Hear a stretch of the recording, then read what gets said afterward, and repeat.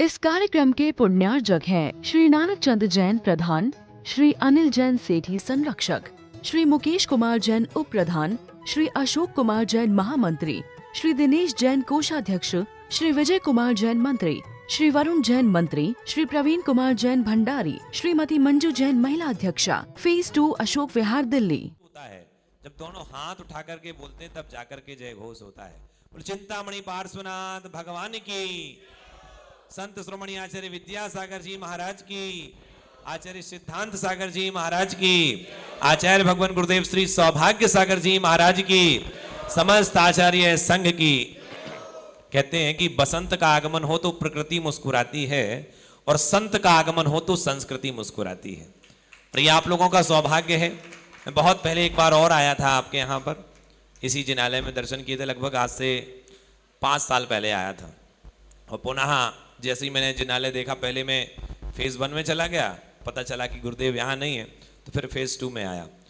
और परम पूज्य गुरुदेव का पहला दर्शन मुझे ग्रीन पार्क में हुआ था। तब से निरंतर मुझे वात्सल्य प्राप्त होता है।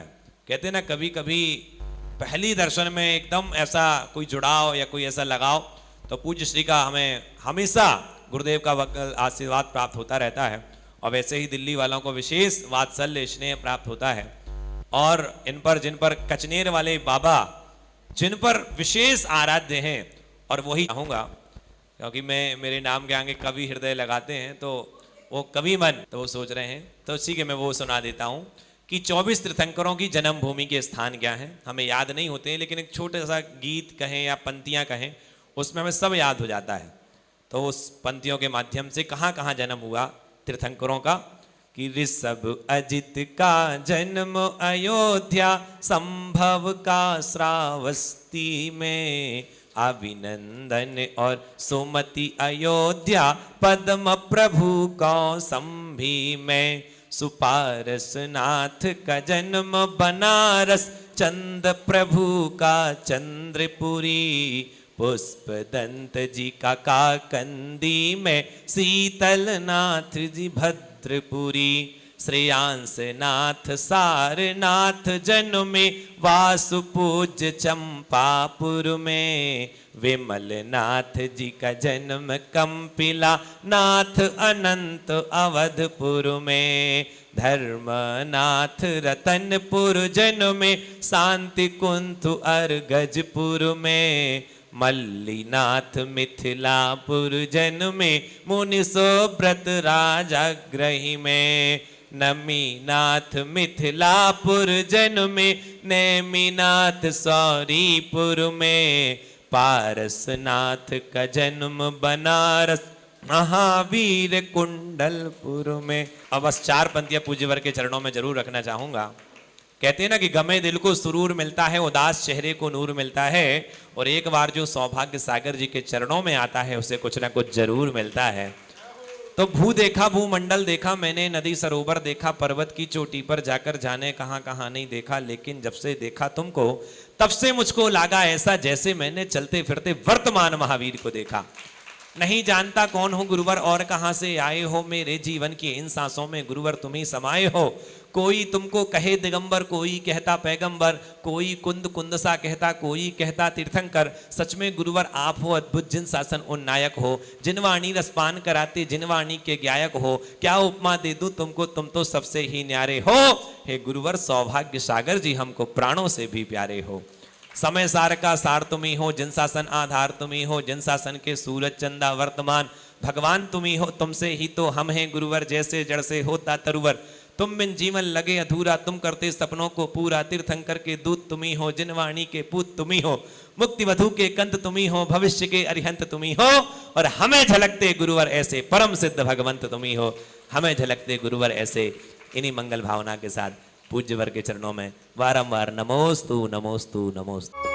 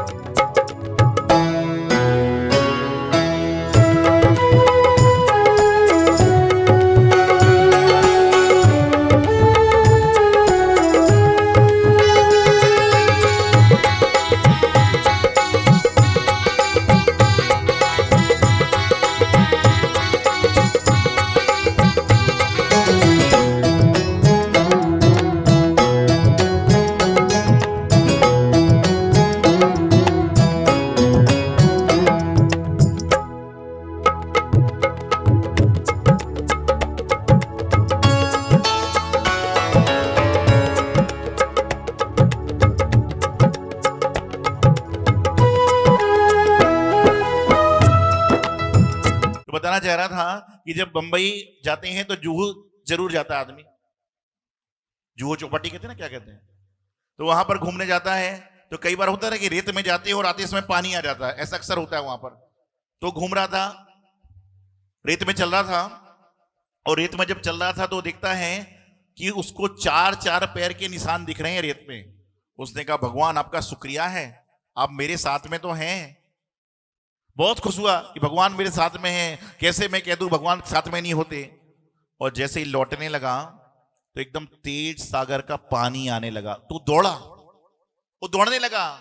तो दौड़ते दौड़ते उसने देखा पैर 2 ही रह गए।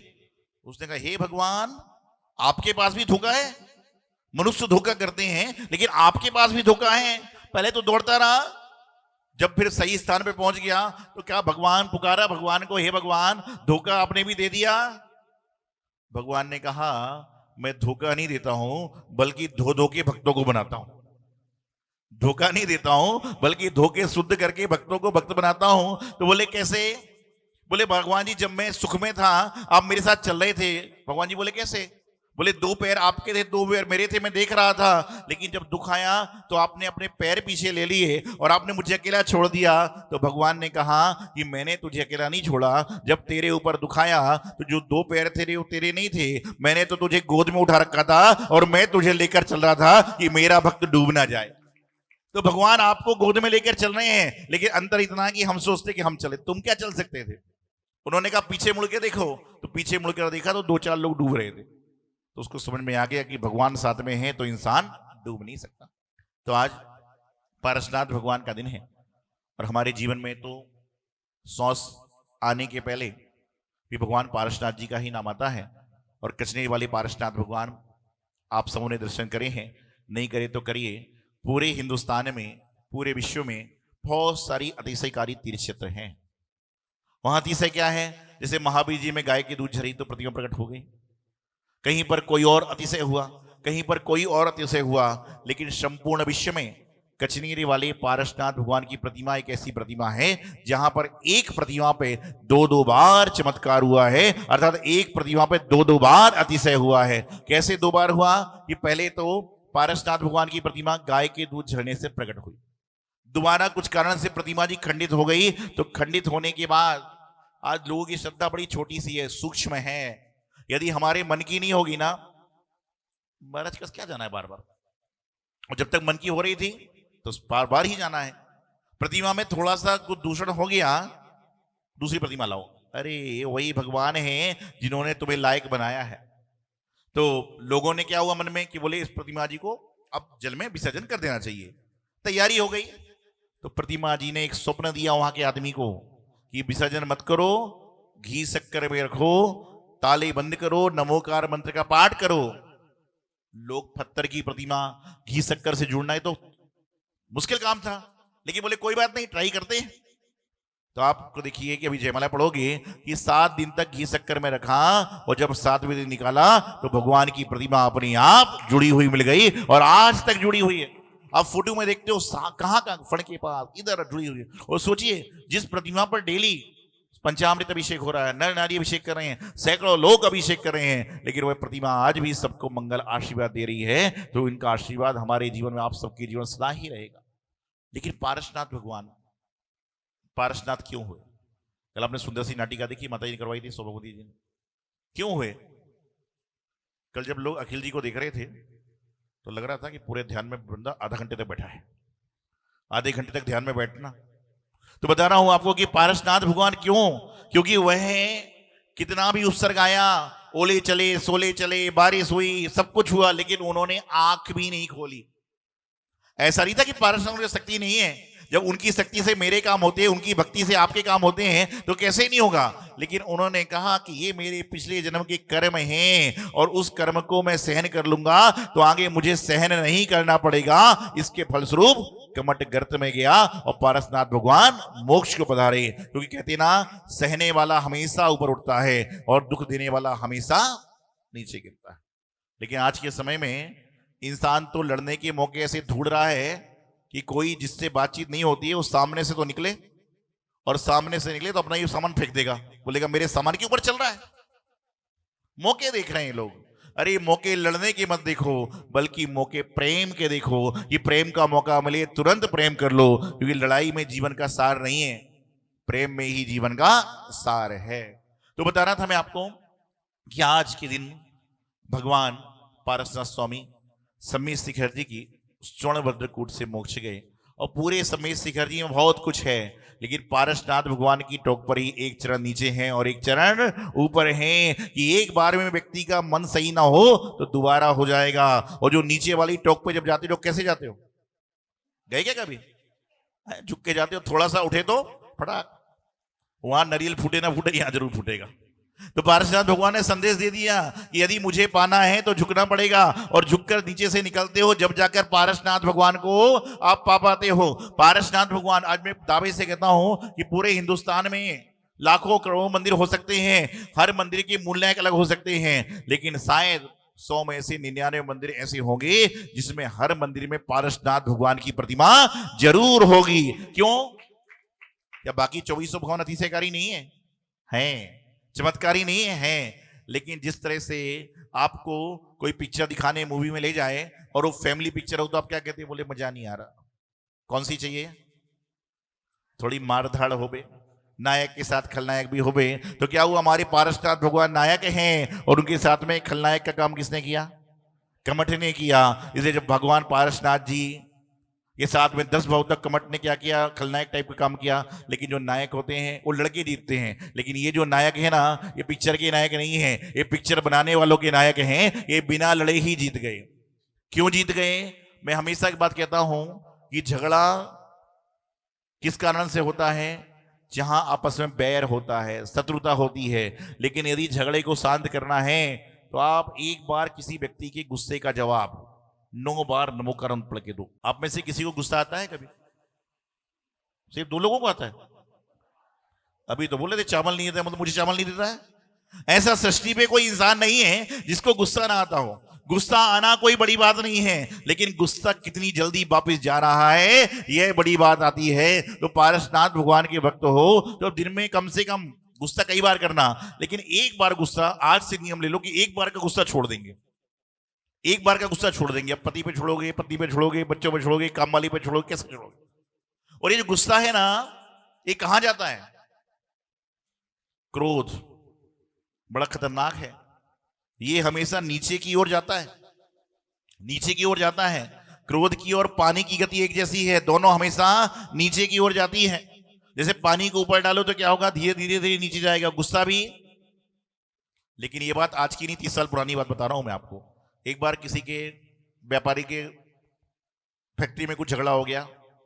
वो घर आया, घर में पत्नी चाय लेके खड़ी थी। उसे चाय का एक प्याली पी।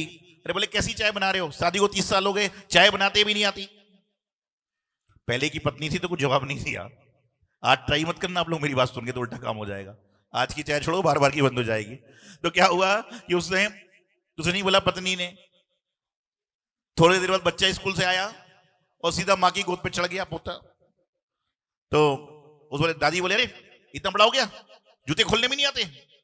वो बोला क्या हो गया? कल तक मैं जूता खोलता तो दादी पकड़ती थी, मैं खोलूंगी, और आज बोला मैं ही खोलूंगी। उसको धिक्कार दिया।